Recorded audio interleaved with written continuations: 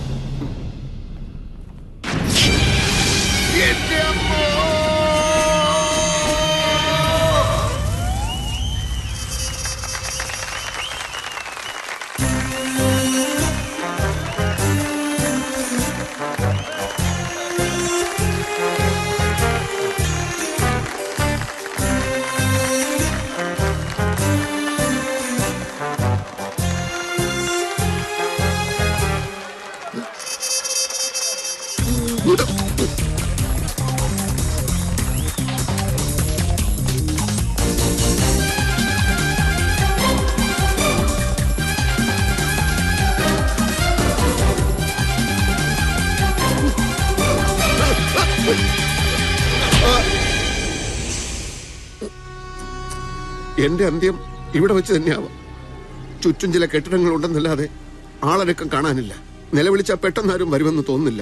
കത്തിയോ തോക്കോ എന്താന്ന് വെച്ചാൽ എടുത്തോളൂ, ഞാൻ റെഡിയാണ് മരിക്കാൻ.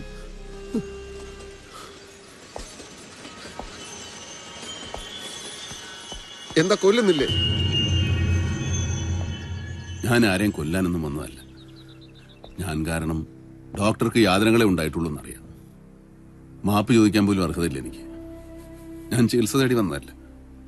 ഇനി ഒരിക്കലും അതിന് ഞാൻ ഡോക്ടർ പുറകെ വരില്ല. ആത്മവിശ്വാസം നഷ്ടപ്പെട്ട ഞാൻ കാട്ടിലേക്ക് തന്നെ മടങ്ങാം. നേരത്തെ തീരുമാനിക്കപ്പെട്ടതാണ് എൻ്റെ വിധി. അതവിടെ വെച്ച് എനിക്ക് കിട്ടട്ടെ. ഡോക്ടർ നാട്ടിലേക്ക് വരും, പഴയ ജീവിതത്തിലേക്ക്. അത് പറയാമെന്നതാ ഞാൻ. അതിന് ഒരു സ്വപ്നമാണ്. ഞാൻ എങ്ങോട്ടുമില്ല. താൻ കൊല്ലുന്നുണ്ടെ കൊല്ലടോ. ഡോക്ടർ, ഞാൻ പറയുന്നത് കേൾക്ക്. ഞാൻ കാട്ടിലേക്ക് മടങ്ങിയാൽ ഡോക്ടറെ കൊല്ലാൻ ആരും വരില്ല. എന്ന് വെച്ചാൽ അതൊന്നും വിശദീകരിച്ചിട്ട് കാര്യമില്ല. ഡോക്ടർ, ഞാൻ പറയുന്നത് വിശ്വസിക്കും. തന്നെപ്പോലൊരാൾക്ക് എന്റെ കാര്യത്തിൽ ഇത്ര ഉത്കണ്ഠ എന്തിന്? കുറ്റബോധവും മാപ്പ് ചോദിക്കാനുള്ള ആഗ്രഹമൊക്കെ നന്മയുള്ള മനസ്സിലെ ഉറവെടുക്കൂ.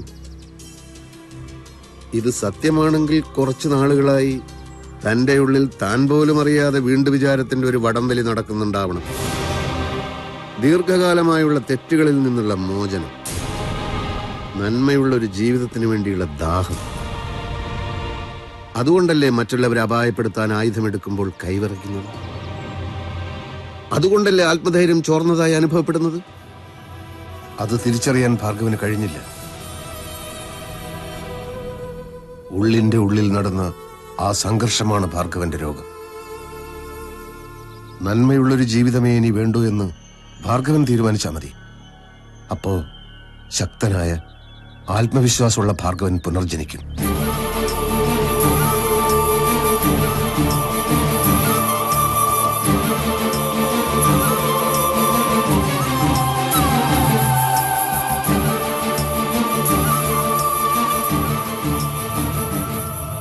ശരിയാണ് ഡോക്ടർ, അത് തന്നെയാണ് എന്റെ പ്രശ്നം.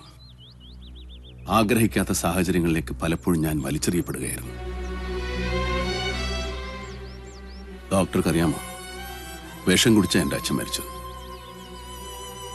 എന്നെ പ്രസവിച്ച് അധികം കഴിയുന്നതിന് മുമ്പ് എന്തോ രോഗം വന്ന് കട്ടിലിൽ നിന്ന് എഴുന്നേക്കാൻ വയ്യാത്ത അവസ്ഥയിലായിരുന്നു അമ്മ. എനിക്ക് ഓർമ്മ വെച്ചപ്പോ അമ്മയെ ചികിത്സിച്ച് അച്ഛൻ മുടിഞ്ഞിരുന്നു. കഞ്ഞി വെക്കുന്നത് അച്ഛൻ, അത് കോരിത്തരുന്നത് അച്ഛൻ, സ്കൂളിൽ കൊണ്ടാക്കുന്നത് അച്ഛൻ. 9ാം ക്ലാസ്സിലെത്തിയപ്പോൾ ഫീസ് കൊടുക്കാൻ പറ്റാതെ എന്റെ നിൽപ്പെന്നും സ്കൂളിന്റെ വരാന്തയിലായിരുന്നു. അമ്മാവന്റെ ഒരു മകള് കല്യാണം കഴിച്ച് ഭർത്താവിനോടൊപ്പം നാഗാലാൻഡിലുണ്ടായിരുന്നു.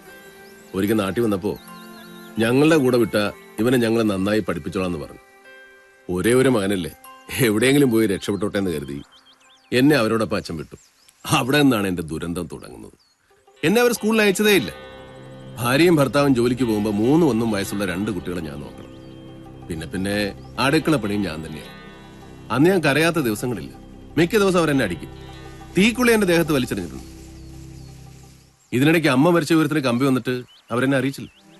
നാട്ടിൽ പോയി ഞാൻ ഒരിക്കലും തിരിച്ചു വരില്ലെന്ന് അവർക്ക് ഉറപ്പായിരുന്നു.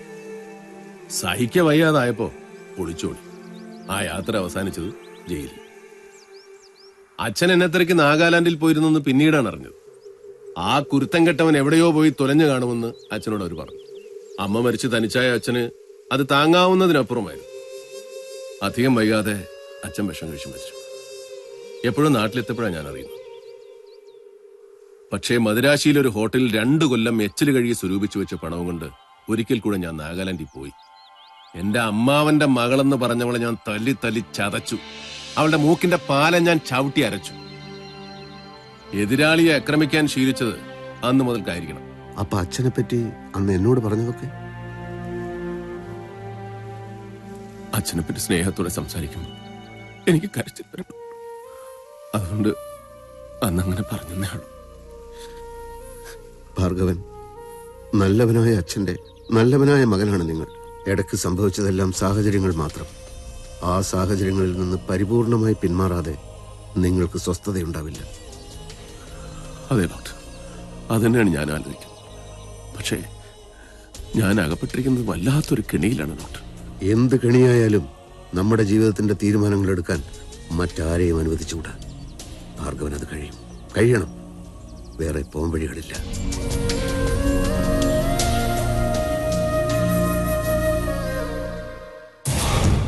ഭാർഗവ, എന്നെ താൻ ഭ്രാന്ത് പിടിപ്പിക്കരുത്. എന്റെ 20 കോടി കളഞ്ഞിട്ടും തന്നോട് ക്ഷമിച്ചവനാ ഞാൻ. കളഞ്ഞ 20 കോടി എങ്ങനെ ഉണ്ടായതാണെന്ന് നമുക്ക് രണ്ടുപേർക്കും അറിയാവുന്നതല്ലേ. അല്ലെങ്കിലും ഞാൻ തർക്കിക്കാനില്ല. എന്റെ തീരുമാനത്തിൽ മാറ്റമില്ല. ഭീഷണിപ്പെടുത്തി ഇനി എന്നെ നിങ്ങളോട് നിർത്താമെന്ന് വിചാരിക്കുന്നു. ഭീഷണിയുടെ ആവശ്യം എന്താണ് ഭാർഗവ? ഈ കണ്ണിൽ നിന്നൊരാൾ പിരിഞ്ഞു പോയാൽ സ്വാഭാവികമായി എന്താണ് സംഭവിക്കുക എന്ന് തനിക്ക് ഞാൻ പറഞ്ഞു തരണോ? മരണമല്ലേ? അറിയാം മിസ്റ്റർ. ഊട്ടിയിലെ ബംഗ്ലാവിൽ സുഖവാസത്തിൽ കഴിഞ്ഞുകൊണ്ട് കാട്ടിലേക്ക് ഇയാളെ നിർദ്ദേശങ്ങൾ അയക്കുമ്പോ അവിടെ പല തവണ മരണത്തെ നേരിൽ കണ്ടവനാ ഞാൻ. ആ ഭയം എനിക്കിപ്പോ ഇല്ലടോ. എങ്കിൽ താൻ ഒരുങ്ങിക്കോ ഭാർഗവ. തന്റെ മുന്നിൽ വരാൻ എനിക്കിനി ഒരുങ്ങേണ്ട കാര്യമില്ലടോ. കാണാം നമുക്ക്.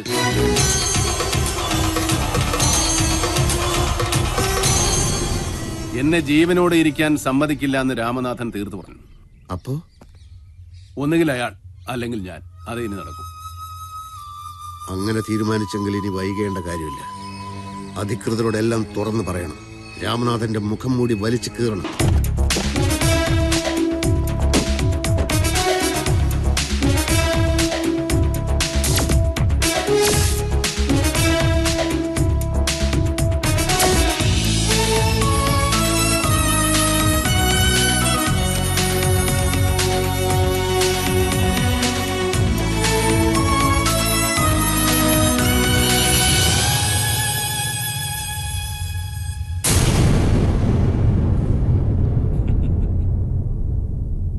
കുറച്ചുകൂടി നേരത്തെ ഇവിടെ വരുമെന്നായിരുന്നു കരുതിയിരുന്നത്. അതുകൊണ്ട് ഇന്നലെ തന്നെ അങ്ങ് ചാർജ് എടുത്തു. ഭാർഗവൻ വെളിപ്പെടുത്താൻ പോകുന്ന സത്യങ്ങൾ കേട്ട ഉടൻ നടപടിയെടുക്കാൻ ഉത്തരവാദിത്തപ്പെട്ട ഒരാള് വേണ്ടേ? ഈ സന്ദർഭത്തിന് യോജിച്ചത് ആയുധത്തെക്കാൾ അധികാരമാണെന്ന് എനിക്ക് തോന്നി. പറഞ്ഞോളൂ, പറയാനുള്ളതെല്ലാം പറഞ്ഞോളൂ. ആ, മനഃശാസ്ത്രജ്ഞന്റെ അമ്മയും സഹോദരിയും ഒക്കെ വീട്ടിൽ തന്നെ ഉണ്ടല്ലോ അല്ലേ? 3 പേരെ ഞാൻ വന്ന് കണ്ടോളാം. എടോ ഭാർഗവ, ഡിപ്പാർട്ട്മെന്റിലും സമൂഹത്തിലും വർഷങ്ങളായി ഞാൻ ഉണ്ടാക്കിയെടുത്ത ക്ലീൻ ഇമേജ് ഉണ്ടല്ലോ, അറിയപ്പെടുന്ന ഒരു കുറ്റവാളിയായ ഭാർഗവന് അത് തകർക്കാനാകില്ല. പോലീസിലോ കോടതിയിലോ എവിടെ വേണമെങ്കിലും താൻ പോയി പറഞ്ഞു എനിക്ക് കഞ്ചാവ് തോട്ടങ്ങളുണ്ടെന്നും ജോസഫ് മാത്യുവിനെ കൊന്നത് ഞാനാണെന്നും. പക്ഷേ തെളിവുണ്ടോ കയ്യിൽ? പോലീസും കോടതിയും തെളിവ് ചോദിക്കും.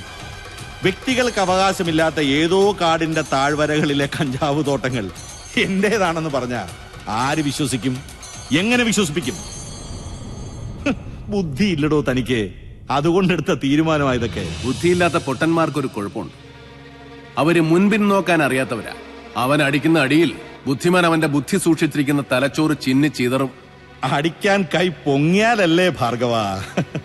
എപ്പോഴെങ്ങനെയാണ് അടി വീഴുക എന്ന് ഊഹിക്കാൻ പോലും എനിക്ക് കഴിയില്ല. ആഹാ, അത് കാത്തിരുന്ന് കാണേണ്ട കാര്യമാണ്. കാത്തിരിക്കാൻ സമയം കിട്ടിയെന്ന് വരില്ല. തന്നെപ്പോലെ കാക്കിക്കുപ്പായമിട്ട് നടക്കുന്ന ഒരുപാട് കള്ളന്മാര് നാട്ടിലുണ്ട്. അവരിൽ പലരും പിടിക്കപ്പെട്ടുകൊണ്ടിരിക്കുകയാണ്. തന്റെ ഗതിയും മറ്റൊന്നായിരിക്കില്ല. കോടതി സഹായിച്ചില്ലെങ്കിൽ എന്റേത് മാത്രമായ ഒരു കോടതിയായിരിക്കും നിന്റെ വിധി പ്രസ്താവിക്കുന്നത്. ആ വിധി സ്വൽപ്പം മോശമായിരിക്കും.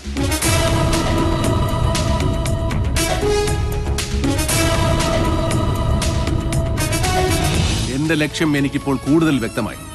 ഇതുവരെയുള്ള പ്രവൃത്തികൾക്ക് പ്രായശ്ചിത്തമാകണമെങ്കിൽ, അവന് പൊള്ളണമെങ്കിൽ രണ്ടിനും വഴിയൊന്നേ ഉള്ളൂ. തോട്ടങ്ങൾ കത്തി ചാമ്പലാവണം. അതുകൊണ്ട് ഞാൻ പുറപ്പെടുകയാണ് ഡോക്ടർ. അത് തന്നെയാണ് വേണ്ടത്. രാമനാഥൻ ഒരു മൃഗമാണ്. ഡോക്ടർ കരുതിയിരിക്കണം. പ്രത്യേകിച്ച് ഞാൻ തിരിച്ചു വരുന്നവരെയെങ്കിലും. എനിക്കറിയാം. എനിക്കെന്തായാലും വിനോദിനെ എത്രയും പെട്ടെന്ന് കണ്ടേ തീരും. നമ്മൾ തമ്മിലുള്ള കാര്യങ്ങൾ, രാമനാഥനെ കുറിച്ച് എല്ലാം ഞാൻ അയാളോട് പറഞ്ഞു നോക്കാം. വിശ്വസിക്കുന്നെങ്കിൽ വിശ്വസിക്കട്ടെ. എന്റെ പെങ്ങൾ അയാളോടൊപ്പം ജീവിക്കാൻ ആഗ്രഹിച്ചു പോയതല്ലേ.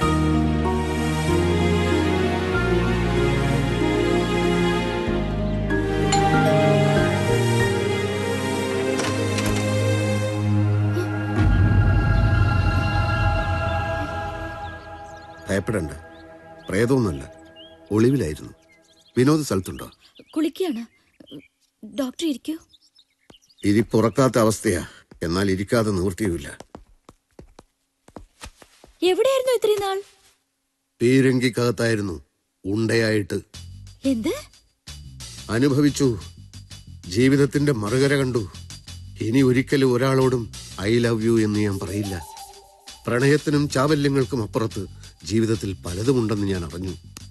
ഫ്രോയിഡും യൂങ്ങും കണ്ടുപിടിച്ചത് മനുഷ്യ മനസ്സിലെ ചില ദ്വീപുകൾ മാത്രമാണ്. ഞാൻ കണ്ടെത്തിയത് വൻകരകളാണ്, വൻകരകൾ. സൈക്കോ അനാലിസ്റ്റ് ഒരു ബലിയാടാണ്.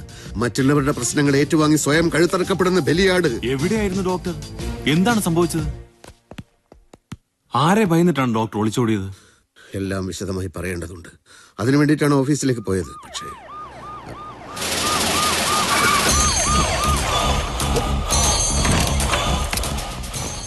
വിനോദ് ഇയാളാണ്.